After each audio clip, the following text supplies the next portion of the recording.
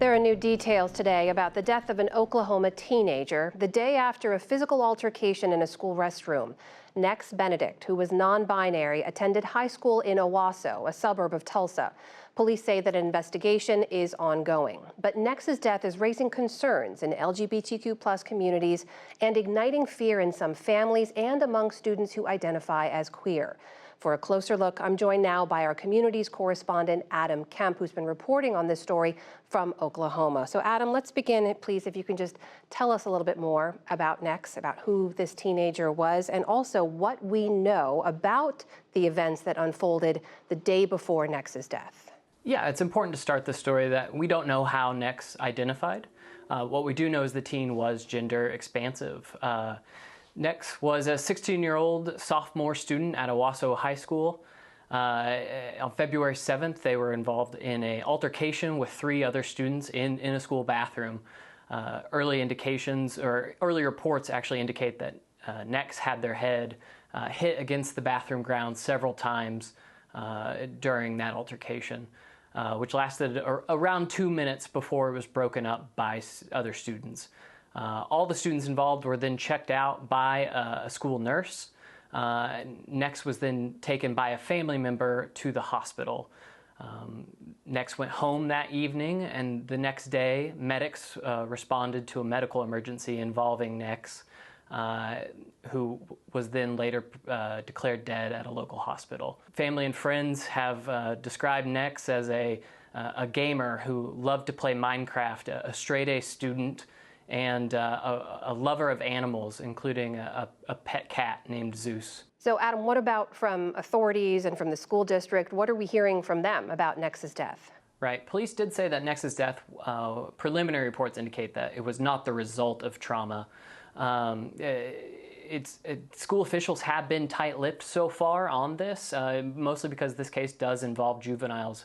The Owasso police did say that an investigation is ongoing. It is important context to note for this story that in 2022, Oklahoma did pass a transgender and non-binary bathroom ban so that students are not allowed to use the bathroom that their gender identity aligns with. State Superintendent Ryan Walters, it should be noted, is a very big critic of LGBTQ+ issues in this state, but he has offered Owasso Public Schools his support and the support of the state for counseling services. Governor Kevin Stitt actually released a statement saying, quote, "The death of any child in an Oklahoma school is a tragedy, and bullies must be held accountable." Again, there's just still a lot of questions at this time without a lot of answers. Adam, I know you've been speaking with families in the area, with LGBTQ+ advocates. What are you hearing from them?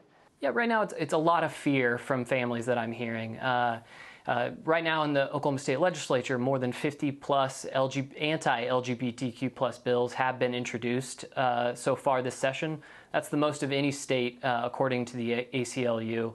I spoke with Freedom Oklahoma, which is a LGBTQ+ advocacy group who has been doing their own investigation into this case and has found that Nex had been bullied for more than a year. Speaking with Nicole McAfee, their executive director, she had this to say about kind of the mood of their community right now. It feels incredibly overwhelming to not know how we can keep kids in our community alive as they are being bullied and targeted not only by fellow students, but by the state.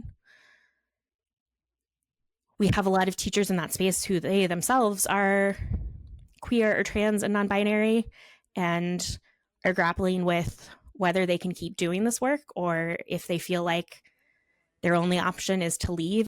I've also spoken to many non-binary and trans parents here in the state who just say the atmosphere is that of despair right now. One mother in particular talked about just the hateful rhetoric directed at her son that she's seen ramped up in the past couple of years alone.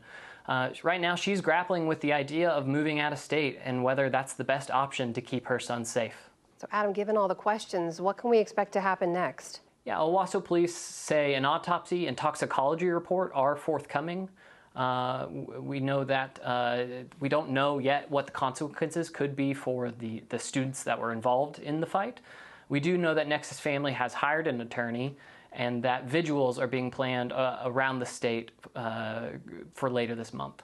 Of course, our thoughts are with Next Benedict's family tonight. Adam Kemp, our communities reporter, joining us from Oklahoma. Adam, thank you.